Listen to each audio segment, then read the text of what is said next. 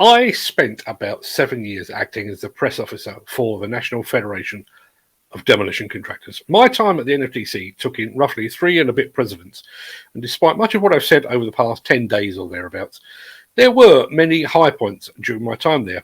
I was the editor of the magazine Demolition Dismantling back when we could manage to get out 4 issues a year. I was also the editor of the NFDC yearbook when it was written by an actual journalist. I was the co-author of several sets of guidance notes, most notably the original High Reach guidance and the Crusher guidance as well. I got to attend NFDC conventions in Madeira, Sardinia, Mallorca, Barcelona, and perhaps most memorably, Monte Carlo. And together with CEO Howard Button, I helped create the demo days that would evolve eventually to become the Demo Expo exhibition of today. Like at any job, however, it was not all a bed of roses. There were a lot of meetings, including meetings about meetings.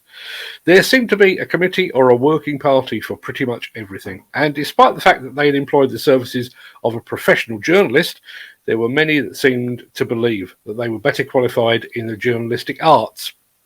But the hardest and most unwelcome part of my job, without question, was the constant passing around of the begging bowl among what we used to call associate members, but that are now known as industry service providers.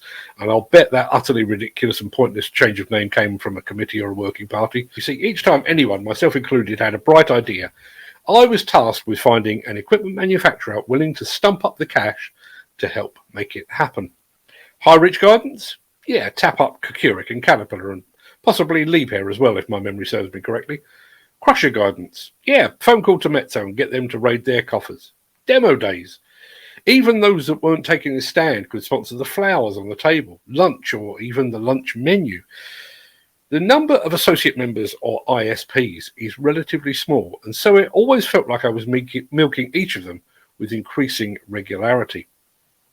I hated that part of the job, but as it transpires, I may have had that job at a much easier time. It would take a brave soul with a thick skin and ideally zero knowledge of the current state of affairs to make those phone calls today. We now live in an age in which equipment manufacturers are fiercely protective of their brand, their reputation, and their social values.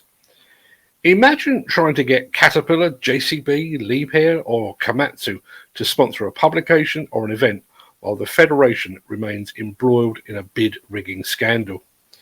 I know from experience that brands now do their homework before working with an individual or a company.